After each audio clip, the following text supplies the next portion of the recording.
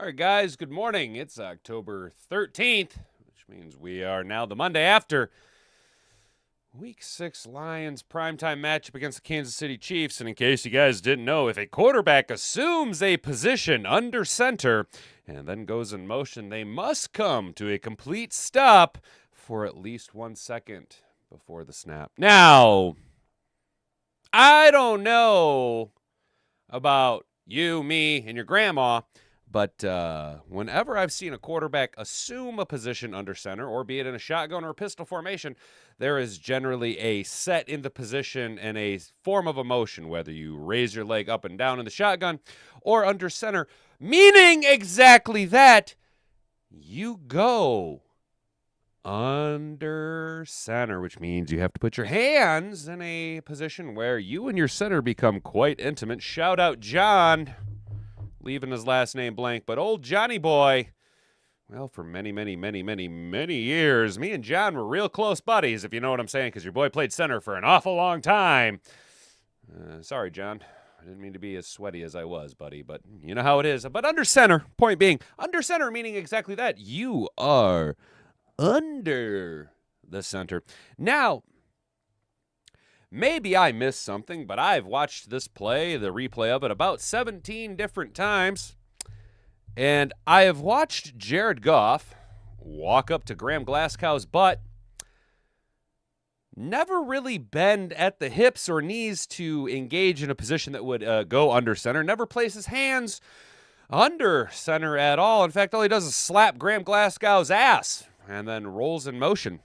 So if a quarterback assumes the position under center, then goes in motion, I can understand your exercising of the rule. However, what happens when the quarterback never goes under center? Well, I don't think you have any justification for throwing the flag that you did.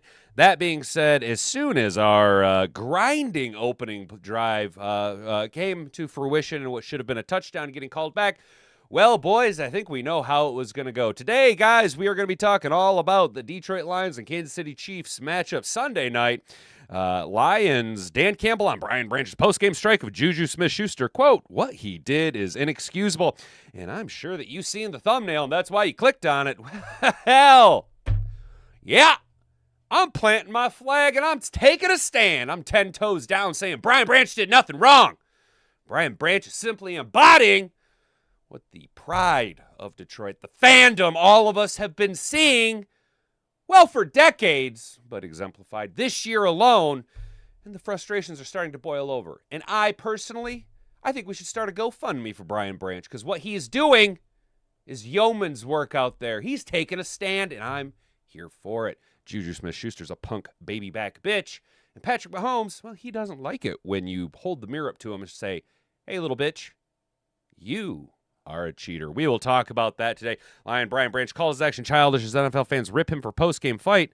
The incident occurred after the Chiefs topped the Lions. Why do I have two articles talking about the same thing? Well, one, look at Smith-Schuster, all bloodied. Oh, you're a bitch, dude. But there's a clip here. Oh, we want to make fun of Robert Griffin III as well. I'm trying to see. Okay, that's what it is. We want to make fun of Robert Griffin. But, oops, there he goes. A to Z Sports. A to Z Sports. A to Z Sports coming in hot and heavy, saving the day with some video evidence kind of justifying why I say that Griffith Branch did nothing wrong. That's a deep cut. If you understand Brian Branch did nothing wrong and me calling him Brian Griffith Branch, that's a deep cut right there, boys and girls. And then we will finish off with some grades coming up about the Detroit Lions. I have to give some respect to Mr. Detroit City. Talking about players getting played, players not getting played. I do agree with you, my guy. Not only do we see a diminished role for David Montgomery, and I have my speculations about that, but also, El-Khadim Muhammad comes in. Boom, sack, exactly. But who do we see out there all day long? Pat O'Connor.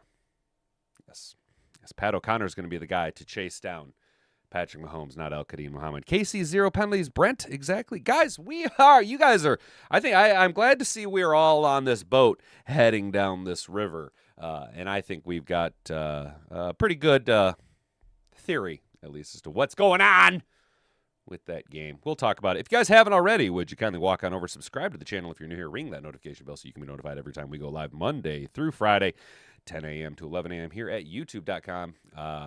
Like the video, share this video around with all your friends. It's the number one way you can help us grow. Feel free to engage with the rest of the Mad Hatter Nation down in the chat, especially if you're new here. Say what's up. We're a bunch of pretty cool people. Bunch of pretty cool people down here in the chat hanging out.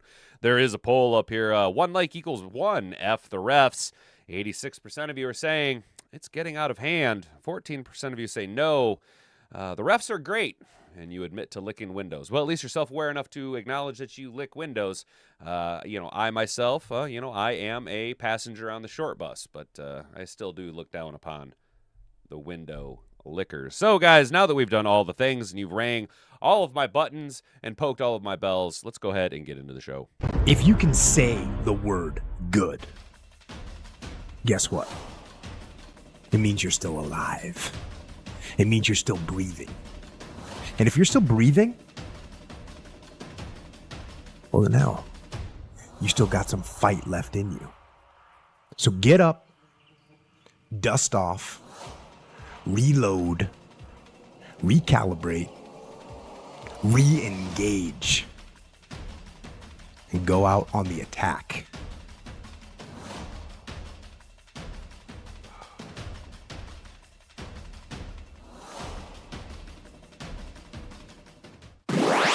So as the NFL world turns, it was great to see NBC have some prime, just grade A, prime time drama where we got to see the rekindling of the romance between Patrick Mahomes, the Kansas City Chiefs, and the refs last night. It was good to see, very hallmark reuniting of lost lovers.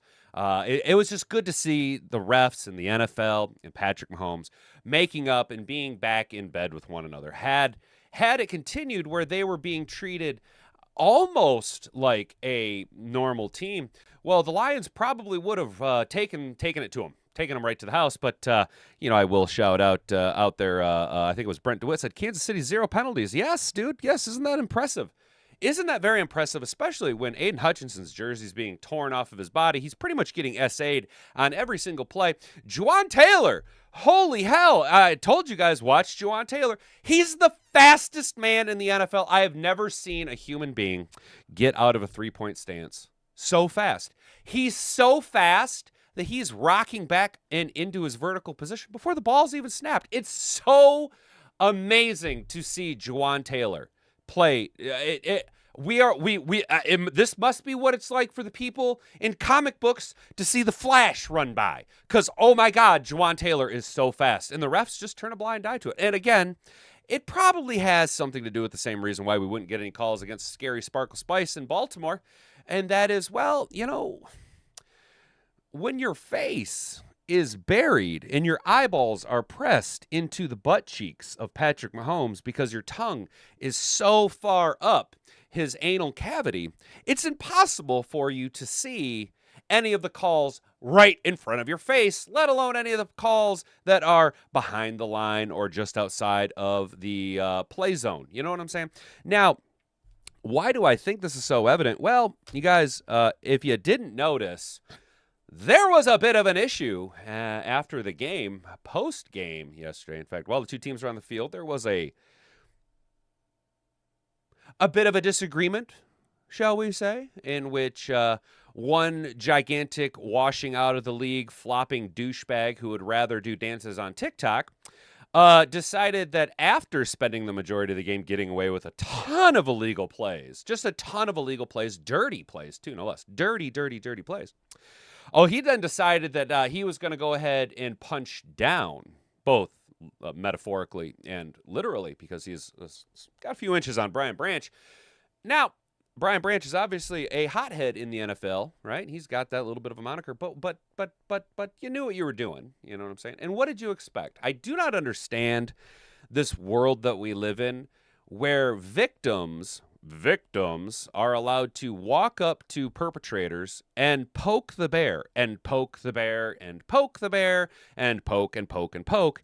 And then when the bear goes, stop it, oh my God, the world has to come to a screeching halt because the bear acted out. Oh my God. It was absolutely ridiculous. And I think Brian Branch, personally, I think he's justified in what he did. Now, was it professional? No. Was it childish? Yes. Is it inexcusable? No. It is excusable. Dan Campbell, unfortunately, didn't stick up for his guys. I like Motor City Dan Campbell. But this is twice now. Something's fucky going on. Dan Campbell was a little too anti, we didn't send the league video of Aiden Hutchinson being hit in the leg. Very quick to defend the NFL. And I just think that had he been listening to Brian Branch during the game, or if we'd have been actually watching all of the abuse that had been taking, or Brian Branch had been taking, I think Dan Campbell maybe would have defended his guys a little bit more. Did he completely throw his guys under the bus? No. Is he doing the professional thing? Yes. Does the NFL need to fine Brian Branch? Probably. Do they need to suspend Brian Branch? I don't know what for. It didn't happen during a game. Personally, JuJu needs to be fined as well. Dan Campbell on Brian Branch's postgame strike of JuJu Smith dancing on Smith-Schuster. What he did is inexcusable. Should we just watch the clip real quick here, guys? Let's watch the clip. Disappointed, I'm disappointed because, it's been a long time since you're watching somebody kneel it 3 times in front of you, and it's not even close. You're down 2 scores. I mean, we got worked pretty good. So yeah, it's disappointing. It's really disappointing. How were they able to kind of take control of that game in the second half? Well, I'd say, look, they got some things going. Really from the time that they came out at halftime, they were able to take it all the way down and, turn that into points, which, they did it at the end of the half, too. So they kind of got the twofer because we couldn't get points on the offensive side. And really we knew, more importantly, I felt like this was going to be a game that we were going to need to score 30 points at least. And we couldn't. That's to me is where more of this kind of came. We weren't able to get the points required, to give ourselves a chance here at the end of the game. And defensively, yeah, there's some things that we had opportunities there that we have to capitalize on. We got no takeaways, just a couple of things that showed up. But really, the offense, man, is we knew we needed to show up here. We needed to show up, and we weren't able to do it. 17 is not enough. It's not enough. I will got to give Trippy Gypsy a shout out here down in the chat. You had a good one. Detroit versus everyone until BB stands on business. Exactly, dude. Like, that's the thing. He's standing on business, and then they want to get all pissed off when he's like, hey, man, this is bullshit. Dan should be more disappointed in yourself. Bench Monty. Bench Al-Qadim Muhammad. Have Brock Wright out there every play. He can do no wrong. Refuse to put Leaf on kick returns. Yeah, dude, the coaching decisions were a little strange. Dan isn't going to put his business out in public. That's what I like about him. Jack, you're probably right, dude. I imagine that behind closed doors, he's probably, playing a different tune. I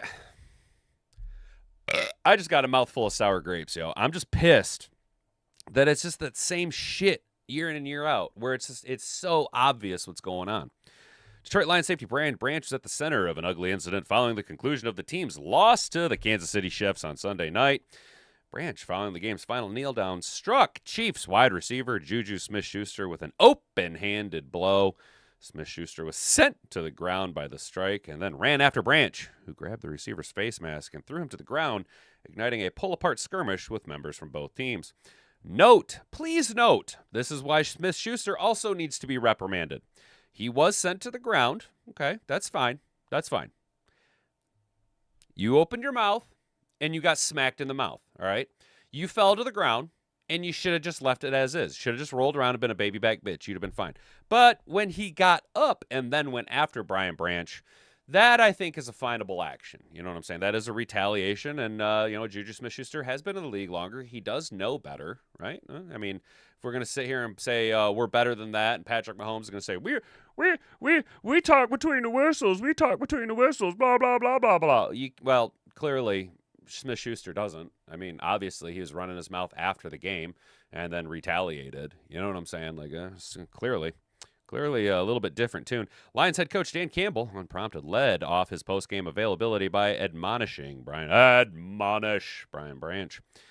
Let me start with this. Yeah, we already read or listened to that. Branch, 23, apologized for the incident while speaking to reporters in the locker room, but also defended himself in the process. I did a real childish thing, Branch said.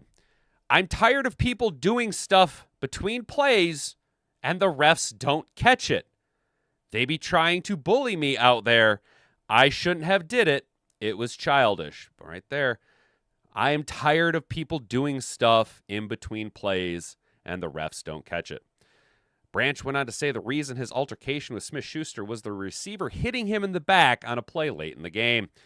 I got blocked in the back illegally, Branch said, and it was in front of the ref, and the refs didn't do anything. And just like that, I could have got hurt off that, but I still should not have done it. The final official play of Sunday's game was Patrick Mahomes' kneel down. After the quarterback took a knee, Branch, who was lined up outside the right edge of the Chiefs' victory formation, looked to be headed straight towards Smith-Schuster. He ignored Isaiah Pacheco's and a handshake attempt by Mahomes. Smith-Schuster, who was lined up behind Mahomes as a safety valve, pumped his arm up in the air. Smith-Schuster then offered his hand to Branch and was met with an open-handed strike. Smith-Schuster was sent reeling to the turf. Look at how they just really fluff up and victimize the Chiefs here. Oh, he was sent reeling to the turf. The smack could be here. The smack made Will Smith look like a baby back bitch in a Chris Rockian style. I mean, hell, JuJu. Chris Rock was able to stand on his own 2 feet, didn't even take a step back, but you straight fell to the turf, dude, you little bitch. After he got to his feet, he ran after Branch, who was being held back by Pacheco. Branch then grabbed a charging Smith-Schuster by the face mask and slung him to the ground and followed him there. A mass of players surrounding the fracas. Not long after, I have a 6th grade reading level. Not long after, Mahomes was interviewed on the field by NBC's Melissa Stark. I mean, we played a game between the whistles, said the Chiefs quarterback. They can do all the extracurricular stuff they want to do, but we play between the whistles. Shut the fuck up, Patrick Mahomes. Dude, you could tell by his body language. First of all, his butthole was so chapped after Branch didn't just walk over and shake his hand and tell him how great he is. You could tell his butthole was very chapped by that. And then you can tell. Okay, look. Patrick Mahomes, because of who he is and who his daddy is, Patrick Mahomes has always gotten preferential treatment. No matter what sport he's done, he's always been given what he's wanted. Never really had to go out there and earn it. And the NFL, when you look at the status of the AFC is very, very much down this year. They don't want Pittsburgh to be the top team in the AFC. They don't want Aaron Rodgers to have his face out there in the media because he's too controversial. I mean, he's too much of a do-diddly-do Rodgers. You know what I'm saying? So who's the other teams in the AFC? Well, the Bills, but they just got upset by the Patriots, right? So, okay, Josh Allen's still there, but where's Baltimore? Where's Lamar Jackson? We all know what happened to Deshaun Cosby, right? Miami sucks. Houston's struggling, so there's no C.J. Stroud to market. So the NFL has to go back to their golden boy, who for the first 5 weeks of the NFL were treating almost like mortals, not necessarily giving them the deity treatment that they had been for the past 3, almost 4 years, right? But with the AFC being down and there being no real marketable face, we have to have somebody from the AFC. And not to make this a race thing, but we have to have a black quarterback be the face of the NFL. Lamar's not there. Deshaun is terrible. C.J. Stroud isn't winning. Who else is there? Well, let's go ahead and let's ride. Let's ride with Patty Mahomes. I mean, he is the State Farm guy. He's in all the ads. He is the face of the NFL. So the NFL is going to have to go ahead and bend over backwards to make sure that Patrick Mahomes gets his flowers everywhere he goes. Now, there is a telltale evidence that the game was going to go this way, and that happened after the Lions' opening drive when we were literally stealing the soul, just like I told you guys we were going to do. We were breaking the will and stealing the soul of the Kansas City Chiefs, driving down in a very physical long drive, breaking the back of the defense. And what better way to steal the moral and the entire momentum of the game by a trick play, a trick play pass to Jared Goff, where he not only caught it, but caught it bobbling and fell into the end zone. That is one way to come out and make a statement and take control of the game early and just run away from it. The NFL then found some very obscure verbiage in how the play needs to develop, which obviously I think it's Tom Pelissero. I think he's the guy, or whomever is the guy, the head of officiating for NBC Sports. Boy, he was real fast to call and say, this is an illegal play. This isn't how it's supposed to go. Take the points off the board. Okay, so the NFL is going to go ahead and do the NFL things, which personally I think that Jared Goff and Dan Campbell have been on the business side of the NFL long enough to understand, oh, it's one of these games. This is how the game is going to go. Gotcha. Roger that. Okay, now, that is personally, Mr. Detroit City, I think that is actually why we didn't see very much David Montgomery. I think that's why we didn't see too much Al-Qadim Muhammad. I think we were going to play the guys, the name brands, the guys you know and expect to be out there, all the starters, all the stars, but ultimately realizing that it's a fruitful endeavor, right, or fruitless endeavor. And why risk or injuring a guy like Monty, a guy like Al-Qadim Muhammad, these actual players who changed the outcome of games when it wasn't going to matter, no matter what we did. 0 penalties on the Kansas City Chiefs. 0 penalties. Really? Wow. A 2-3 team. 0 penalties? Really? Because I was watching them all over the field all damn day long. But again, butt cheeks, eyeballs. You know how it is. Then the telltale sign that the game was already a cut and dry, it's already in the bag, right? Was about somewhere, now I'm going to be honest, guys, I had a few sodas last night.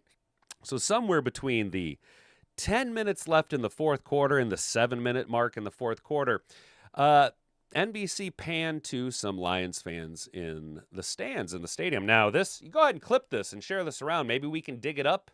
I do think we have video evidence, right? If anybody has the game recorded, jump to the fourth quarter, somewhere I want to say post 10-minute mark, but before the 7-minute mark. Again, they panned to some Lions fans. And Mike Tirico, there is still time in the game. Mathematically and logistically, it wasn't that much of a mountain to overcome, right? Teams have done far more with far less, far lesser teams, no less. And Mike Tirico just says on camera, before the game is done, it's going to be a long, sad drive home for those Lions fans.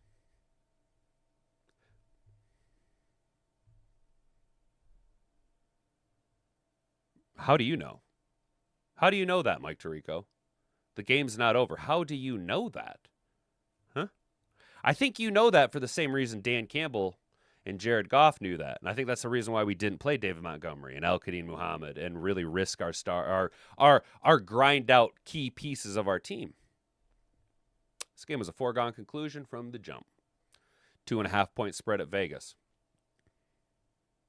Come on now.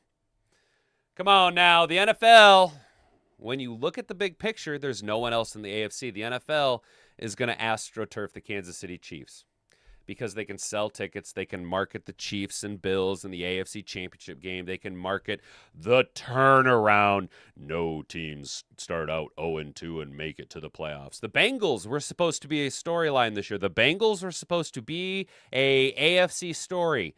All this money they invested in the triangle, in the big tree, the triplets, right? Well, Joe Burrow got hurt. The Bengals are off the chart. Take them off. Gone. All right? So it leaves you the Bills, the Ravens. Patriots are outperforming. The Colts weren't supposed to win. The Chargers were supposed to still be winning. But that's not happening. That's not happening. So back to the Patrick Mahomes, Travis Kelce well. Did you notice that Taylor Swift wasn't even paying attention to the game? She knew what the outcome was going to be. It was a foregone conclusion. The game was already in the bag before we even stepped foot on the field. And that's the way it's going to be. So take this loss with a massive grain of salt, okay? Because this is a foregone conclusion. I don't think this game is actually indicative of what the Detroit Lions are about. I think this game is indicative of what the league is to the Detroit Lions. We'll say it. It is memes become reality, and until proven otherwise, I'm not asking for us to have 0 penalties. I'm asking for a fucking fair game to be goddamn called. So until proven otherwise, it is and always will be. Say it with me now, boys and girls. That's right. Detroit versus everybody. I'm sick of it, and fucking Brian Branch is sick of it too, which is why I defend Brian Branch. I support Brian Branch. I am a fan of Brian Branch, and I will say this with 10 toes down, standing on all the business. Brian Branch did nothing wrong. Did he do something childish? Yes. But he took a stand. He said, this is wrong. This is the only means I have left of delivering a message. And he delivered a fucking message. Even if it was the wrong action, it led to the right outcome. It got cameras in his face. It got cameras in his face, and he was able to vocalize his frustrations. And guys like you and you and you and me are all going to bear witness to it when we see the video evidence come out. Which should, it won't, but if it was 31 other teams in the NFL, it's obviously the chef, so it's never going to happen, but 31 other teams in the NFL, if this were to happen with 31 of the other teams in the NFL, all the magnifying glasses would be on that team for the duration of the season, especially in prime time. But that's not going to happen. That's not going to happen. And I would like to add one more statement to this fucking bullshit. 2 years ago, when we beat the Chiefs on their banner unveiling Super Bowl champion, week 1 on NBC, and we beat them at home. The only reason we won that game, right, was because Chris Jones was out. Oh, the big asterisk. Chris Jones was out. Okay, well, if you're going to call them, apples to apples, both of our starting corners are out. There you go. Asterisk this win. The Chiefs didn't win. The Lions gave them the win. Oh, it would have been an entirely different outcome if DJ Reed and Terry Arnold had been healthy. Where's all that bullshit? Where's all of the defense of the Detroit Lions? Where's all, well, asterisks, ifs, and buts for candies and nuts? Well, it's not fucking there because of the bullshit pampering and astroturfing of the Kansas City Chiefs. Patrick Mahomes, Andy Reid covering up for his son's murders. That piece of shit. He loves to hire and draft felons, doesn't he? That piece of shit. You piece of shit. The Chiefs are fucking dirty, and the sooner they can be toppled off of their hierarchy, the better. But as we found out last night, the NFL is just not going to let that happen. How we doing, chat? How we doing, guys? Think Hutch gets fined for the late hit on Mahomes? Of course he does, dude. Of course he does. Riley O'Brien. Good morning, Riley O'Brien. Good to see you. Welcome to the chat, dude. Attila, how you doing? I can't blame the refs. They were instructed beforehand not to call penalties on Kansas City. They knew what they did. Dude, yes. Okay, so you guys, I'm not just sour grapes then. You guys all seen it too, right? You guys all seen it too? It was annoying. You hate the Chiefs so much. This game was bullshit. I don't think we played like we wanted. It was after that stupid illegal motion call. Our defense needs work. Clarice, you are correct. So you guys seen it then too. Like after that stupid illegal formation or illegal motion penalty, we knew the script. It was literally like, oh, okay, cool. I don't need to go see the new Star Wars movies because I've seen the old ones and I already know what it's going to be about because you're not clever. You have no creative fucking bone in your body and you guys are just going to keep doing the same old shit to the same team. And it doesn't matter because Detroit's not a major media market. The Lions aren't a serious team. Sheila doesn't give enough money to Roger Goodell. Whatever the problem is, we're just never going to get the pampering that everyone else gets. Oh, you saw JuJu. Yeah, dude, JuJu he's a head case, man. Sam, will BB get suspended or fined? A 100% a fine. And honestly, if Brian Branch gets fined, I think I might just troll the NFL and start a GoFundMe for Brian Branch. Just like a season-long GoFundMe of just a pool of money we can all put money into for him to draw from to pay these bullshit fines. Does he get suspended? Probably. Is it just? Fuck no, it's not just. It happened after the game. It happened after the game. If he gets suspended, JuJu needs to get suspended as well. JuJu needs to get fined as well. But if BB gets suspended, JuJu needs to get suspended as well because he instigated and then retaliated after getting what they say, careening to the turf. Use our super chats to pay for it. Well, Mr. Detroit City, right now the super chats are dedicated to a little bit better of a cause, I think. Why would BB shake hands with Mahomes, taunted him after the rush touchdown? I think that's... Dude, Sam, you see it too then, brother. Like, Mahomes was so butthurt after he played and acted like a little fuck nugget, right? He acted like a fuck weasel all goddamn game long. And then he walks up to Brian Branch, who's a known hothead, and goes, kiss the ring. Kiss the ring, bitch. Kiss the ring. And when he didn't kiss the ring, Mahomes, being that he thinks he is royalty, that motherfucker was damn near in tears. He was in tears at the post-game interview. He was literally in tears because Brian Branch didn't kiss the ring. What a baby back bitch. Oh my God. What a wow, dude. Wow. You know what, dude? I wouldn't be surprised if some point this week we get breaking news that somebody caught Mahomes and Giggle Williams in the closet painting each other's fucking toenails. I did want to shout out this real quick. Brian Branch, or Robert Griffin III, Brian Branch started a fight in the field. Brian Branch, God damn it. Brian Branch should be suspended. There is no place in sports for that. You know, Robert Griffin, generally I agree with you, but is this you, dog? Why is this on here? Get out of here. I don't want ads. Is this you? This you, Robert Griffin? That you, dog? Because if that's you, I don't want to hear your fucking opinion about nothing, dude. Look at you. Bruv.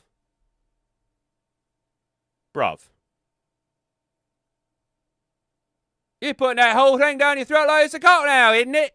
What the fuck are you doing, man? If this is you, Robert Griffin III, then every word you say here just sounds like this.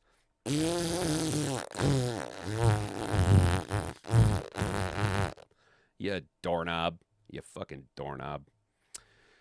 Kelsey caught passes on the ground. Trippy, you're right. You seen it too. What's up, Chase? Good morning, brother. Good to see you, dude. But yeah, Gypsy, you're right. You seen that ball on the ground. Anybody else that played, and then they ran up and just like did that bullshit. Like, I don't know, man. They ran up and ran that play so fast. Every time I've ever seen a controversial call like that, even before the coaches can challenge it, the refs always stand there over the ball and wait to blow the whistle. You know what I'm saying? But they didn't do that because it's Patrick Mahomes. That's why. And they need the Chiefs to win.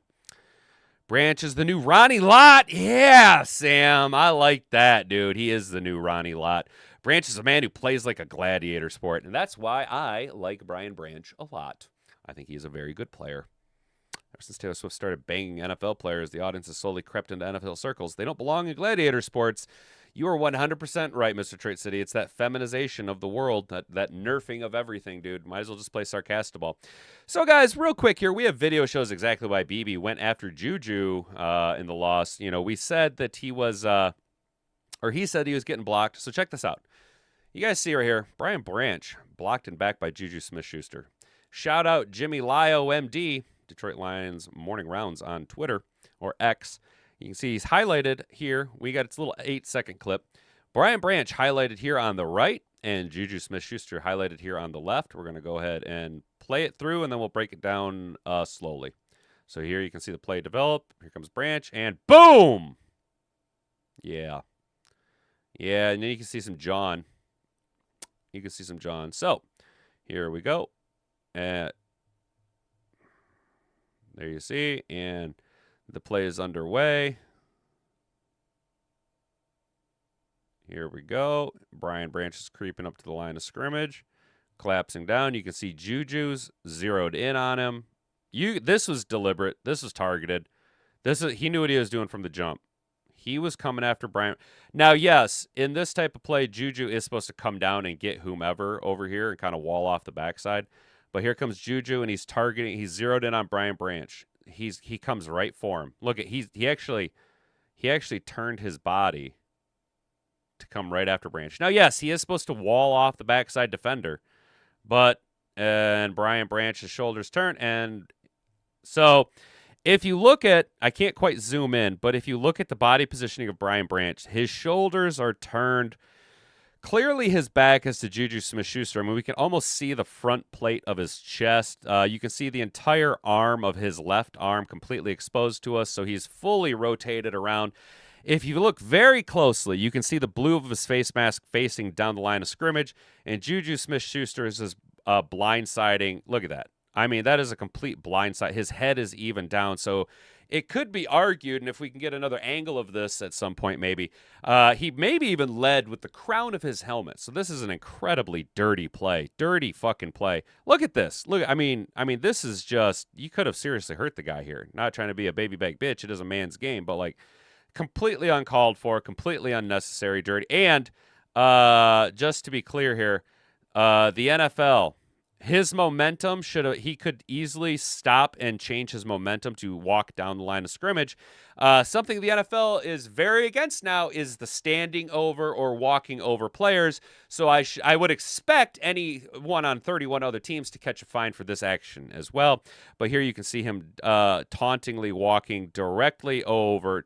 Actually, you can see he changes. So his leg, he actually changes the trajectory of his body weight and shifts his momentum to walk directly over and stand over JuJu or Brian Branch. You see that there? See? So all of that is completely justifying and supporting Brian Branch, which is why I made the thumbnail. Brian Branch did nothing wrong. And I stand on that. Francis Muldoon's stripes are still biased, aren't they, though? And we need to come up with a fund to buy them out. JuJu has always been a piece of shizer. As a female who loves football, I'm also tired of the glitter party. Makes those of us women who actually give a shit about the game look bad, and part of that too. Doesn't it, though? Don't you love it when they just decide to speak for all of you? Isn't that awesome? They just lump you guys into a group that you never wanted to be a part of. Isn't that cool? I knew the fix was in at Goff TD. It never happened. An illegal motion. Yes, Art, welcome, brother. That's what I was saying.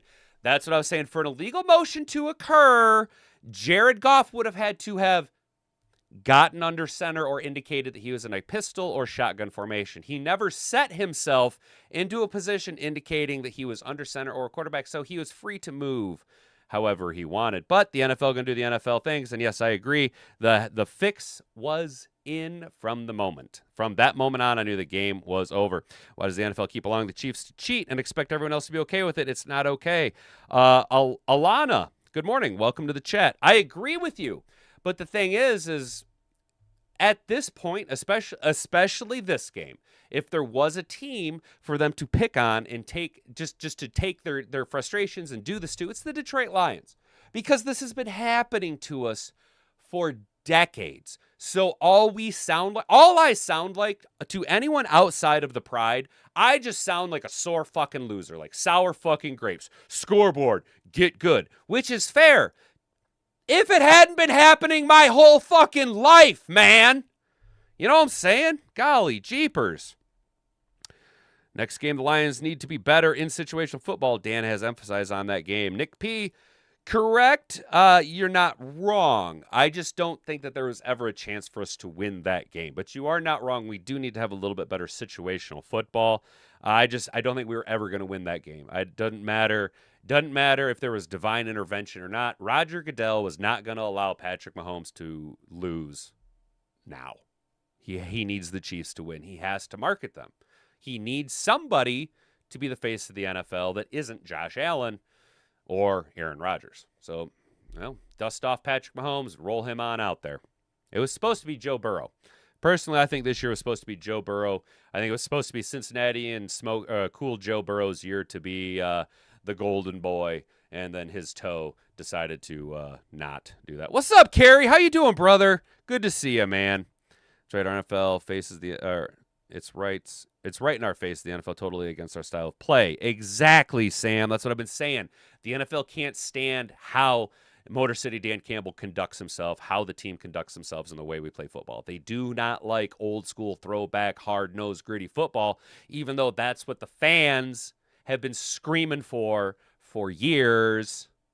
Not only is Dan Campbell doing what he needs to do to win the game, he's giving the customer the product that they want. Why the fuck do you think so many people like the Detroit Lions, man? Golly, it isn't hard, dude. It isn't hard. Exactly, Sam. Exactly, dude. Exactly. Hell yeah. All right, guys. It's getting a little late.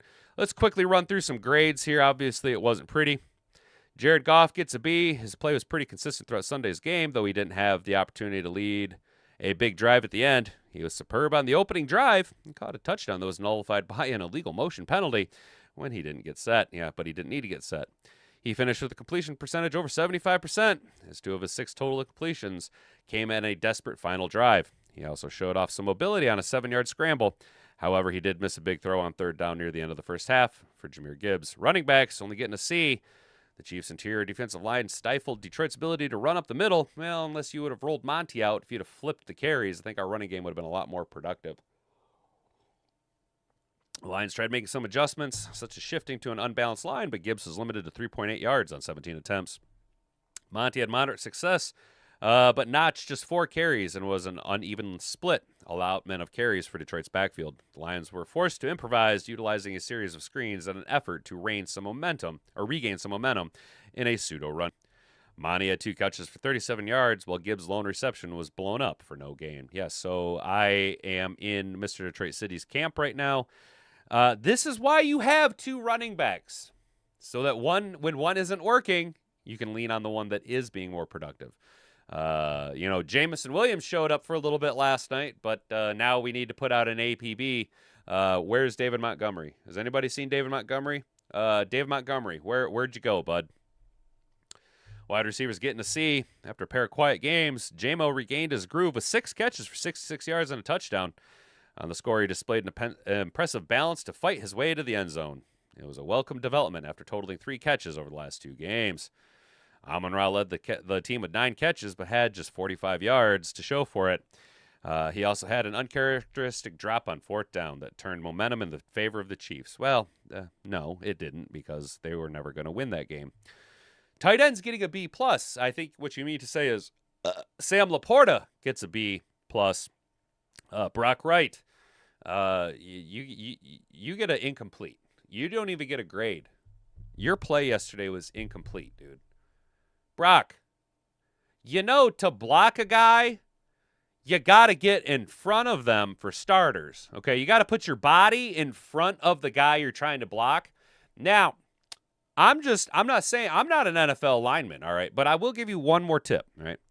If you can put your hat on the man and engage with him, the guy that you're supposed to be in front of, you'll have much more success as a blocker. But until you can do that, I don't know why we're even running towards your side of the line, because clearly you have a giant gaping vagina that's sopping wet, and you're afraid to put your nose up on a guy and just start moving the offensive line, or the defensive line. So I'm going to need you to go ahead and once you get back to Allen Park and back in the Motor City, get back into practice, I'm going to need you to go ahead and find your balls, because I think you left them somewhere. If you could go ahead and find those, that'd be great, because I'm going to need you to go ahead and block a hell of a lot better than whatever the fuck it is you call blocking that you were doing yesterday. Sam Laporta continued his hot streak, hauling in 5 passes for 55 yards. And the highlight of the night was an impressive leaping touchdown grab. It was a great catch. That was an awesome catch. Neither Brock Wright nor Ross Dwelly were targeted in Sunday's game, though both were utilized plenty as part of some unique jumbo formations in an effort to create run lanes amidst struggles on the ground. And it didn't work, because Brock Wright kind of sucks. The offensive line gets a C-. The Lions knew the challenge of the Kansas City defensive line presented and sought to out-physical their counterpart. That meant loading up the line, as Tristan Colon served as an extra lineman, and the group would shift Penei Sewell over to the left side in unbalanced packages at times. These moves resulted in just 1 sack, but the ground game wasn't effective to open up the rest of the offense. In his first start of the season, offensive tackle Dan Skipper allowed a sack late in the game. Defensive line gets a C-. The D-line was able to get some pressure on Mahomes throughout the night, but the elusive all-pro and 3-time champion quarterback showed. Aiden Hutchinson recorded a sack for the 5th straight game, but missed another opportunity that turned into Mahomes extending a play and finding a receiver downfield. Al-Qadim Muhammad added another sack to his tally in the 4th quarter, but the defensive line as a whole didn't do a good enough job of resetting the line of scrimmage. Isaiah Pacheco averaged 4.3 yards per carry, while Mahomes rushed 10 times for 32 yards and a score. And I got to say, Isaiah Pacheco, all this stuff I said, all the things I'm saying about, yes, more or less, the game was rigged, okay? The game was not worth playing. There was no point in playing the game, period. There was no point in playing the game. That being said, Isaiah Pacheco seems to be running like vintage Isaiah Pacheco. I haven't seen him run that aggressively in a while. And as an Isaiah Pacheco fan, it wasn't necessarily like it sucks that it happened against us, but it was good to see him. It was good to see Medea get her groove back. You know what I'm saying? Linebackers played like shit. They get a D+. We're not even going to talk about that. And our secondary played like even more shit. Special teams played okay, and coaching got a C-. Simply put, the Lions didn't match the desperation that the Chiefs played with, facing a potential 2-4 start. And the NFL said, "Don't worry, do not fret, Patrick Mahomes, for Roger Goodell is here."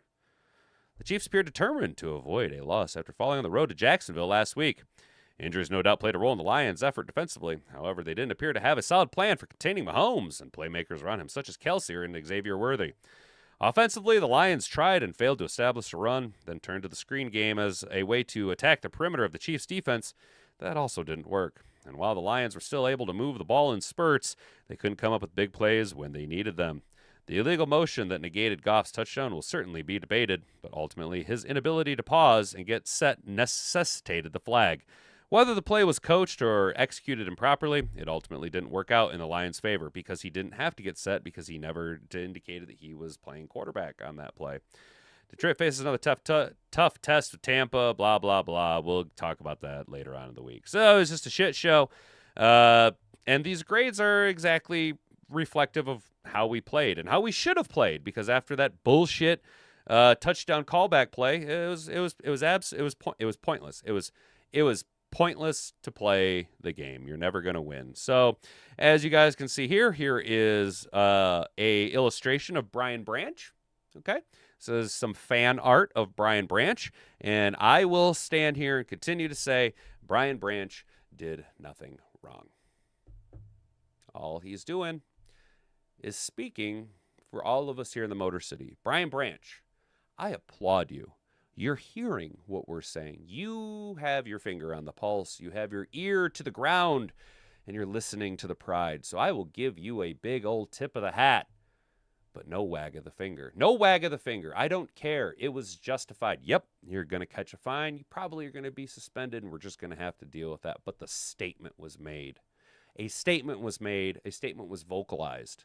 And finally, somebody's saying something. For the love of God, somebody's finally saying something. So instead of poo-pooing Brian Branch, we can, in one hand, say, you probably shouldn't have done that. However, your actions led to justified outcomes, because now the words have been spoken. Now it is out in the public eye. Now we have all been heard. So thank you, Brian Branch. Ultimately, thank you. This game was never going to be won. I knew that. You knew that. Jared Goff knew that. All of us here in Mad Hatter Nation, I think, knew that this game was never going to go our way. All you can do is shake it off. To quote Taylor Swift, that bitch. But this is just some fan art I found of Brian Branch. I think it's a nice illustration of him. And then, again, if a quarterback assumes a position under center and then goes in motion, they must come to a complete stop for at least 1 second before the snap.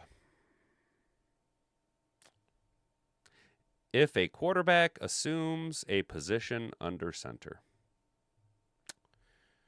Well, I never seen him assume a position under center, but whatever, whatever. We got to defend him. So, one last look down at the chat. How you doing, Mad Hatter Nation? You guys went kind of wild today. Branch has no choice but to zig when the NFL zags. We're starving more than any other franchise. Preach, Sam. Preach, dude. To hell with the Swifties. We'll get them on the roundabout. Yeah, dude. Fuck yeah. Brock right. More like Brock wrong. God damn it. God damn it, Mr. Detroit City. That's so cheesy but funny. More like... Oh, all right. So you guys know there's this one guy at work who also likes the Lions. I can't wait to say that today when I see him. How about that game? I'll be like, fucking Brock right. More like Brock wrong. Biggest bum for his pay. Yeah, dude. He's a little overpaid for sure. Does anyone see the problem I see with the wide receivers? 2 teams limited. Amon-Ra and the offense isn't efficient. Tesla makes big splash plays, but not consistent yet. JMO isn't a volume guy. Nick, yeah, I kind of see where you're at. I think, partly what I'm seeing, and this is, so we're going to do a little bit of a dissect a little bit of stuff, taking away the narrative of we knew we were going to lose the game. So we're just going to keep Monty fresh. I think John Morton has a little bit of a love affair with Jahmyr Gibbs. Not that that's a bad thing. I just think Johnny Morton really wants Jahmyr Gibbs to be the workhorse, which is why we're kind of seeing a bit more fading of David Montgomery. Now, that could be part of the plan because maybe we're going to roll Gibbs kind of early in the season, let teams focus on him more, and then he could be mildly more of a decoy, and David Montgomery can come in the back end of the year and really finish us strong down the stretch. That could be a possibility. But I really think that John Morton has a big love affair with Jahmyr Gibbs. Kirby posted a ton on the refs thing on X, getting a fine too. Is he really? No shit. Well, good for Kirby Joseph, dude. I think it's more coaching when they're trying to force it to JMO. It doesn't work half the time, throws off offensive rhythm, but they need to justify his contract. Yeah, Mr. Detroit City, yeah, you're probably onto it right there. You're probably onto something right there, dude. Why do the top people of the Lions not call out the NFL for the blatant bias calls? Jack, because they don't care. We're the Lions. We are not a staple. We are not a pillar of the NFL. We are just a team. We're not the Steelers. We are not the Cowboys. We're not the Packers. We are not a perennial staple of the NFL. We are a gimmick team being coached by a rah-rah knucklehead. And Jared Goff needs everything to be perfect for him to be successful. And he can't throw the deep ball. Right? We're not a serious team in the eyes of the national media. We don't bring in as much money because we're not a major media landscape. And although we are a deeply devout and diehard fan base, and you can see that whenever we travel, the NFL just will never give Detroit the respect it is due. Now, this could be part and parcel with the overall destruction of the city of Detroit dating back to the 1930s, 1940s. You see, guys, because at one point in the history of the United States in the mid-1900s, Detroit, Michigan was actually the wealthiest city in North America and one of the wealthiest cities in the world. It was actually at one point called the Paris of the Midwest because of how beautiful and elegant Detroit was. And then, not to get political, but Democrat leadership, 60 years, have destroyed it. Within 10 years, Detroit went from being a sterling example of the city on the hill to what it is now, a dumpster fire shithole. So it could be, not to sound like Alex Jones or nothing like this, but this could be the powers that be not allowing Detroit to be a successful city in the United States. Lions are America's team now. I've been saying that, Jack. I've been saying that we are America's team. It's not the Cowboys, but the NFL just doesn't see it like that. That was the most poorly officiated game I've ever seen, but we still played like shit. True. Rick, good morning. Good to see you. You're not wrong. Both statements can be true, and both statements are true. You are not wrong. I think Aleem going to change the defensive line quite a bit because of the ability to push the middle. Yes, Nick, I have very high hopes for Aleem's return. I actually think that the NFL will be put on notice here maybe as early as the Tampa game, if not the first game after the bye week, because that's when Aleem's 21-day window closes. But I think that when you roll out 3 very productive, very young defensive linemen with Aiden Hutchinson, who's making a claim for defensive MVP, Aleem McNeil, who is a Pro Bowl, All-Pro caliber defensive tackle, and Tyleek Williams, who is having a quiet but overly productive rookie campaign, at least through the first third of the NFL season, where there's been more pressure put on him than necessarily expected. he's been outperforming his draft position and his draft slotment based on most scouts. Again, Brad Holmes struck gold with Tyleik Williams, so I think we have a solid foundation of our front four with three key pieces in Aleem the Dream, Tyleik the Freak, and the Michigan Mayhem man, Aiden Hutchinson. I do think Aleem McNeil is the key to unlocking those other two guys. And yes, when Aleem comes back, our defense will be much more suited to do what we want to do, get after the quarterback, and not necessarily leave our corners out on an island so much, because I expect a little bit more pressure with just our front four. Lions are America's team now. Yeah, Jack. Yep. Kerry agrees with you. All right, guys. So today we're going to go ahead and wrap it. We talked all about the Lions and Brian Branch and the bullshit, and am I ridiculous for defending Brian Branch? I don't think so. I think that's exactly what the stance should be. Yes, he probably shouldn't have acted like that, but what he did led to his actions were wrong, but they led to the proper outcome. You know what I mean? It led to the proper outcome. Imagine if Mahomes let his political beliefs would end the league face because he goes against the league political beliefs. Dude, Nick, you are correct, dude. If Mahomes was open, it would break the NFL, dude. I'm telling you. If a lot of these guys were open, it'd break the NFL. You notice how the NFL doesn't let Nick Bosa talk or be a thing, even though he's hurt a lot? They don't let Nick Bosa be a thing. Think about the connection there. Think about who tweeted at him when he got drafted number 2 overall, right? A lot of these guys. Notice how they don't let C.J. Stroud talk on camera anymore? Yeah. They don't let Jackson Dart talk on camera. Jackson Dart tweeted about Charlie Kirk and how awful it was. They don't let Jackson Dart talk on camera neither. They don't let C.J. Stroud talk on camera. Nope. Because these guys aren't media trained the way that Mahomes is. Mahomes is a good little lapdog. Raj says jump. Patrick says how high. That's how that works. Mahomes goes with whoever wins. Mahomes is like water. He just flows, and whatever winds of public opinion tell him to go. He's a closet Kamala lover. Yeah, Mahomes, Nick P., you are correct, dude. Because there was kind of a backlash with his wife being open about it.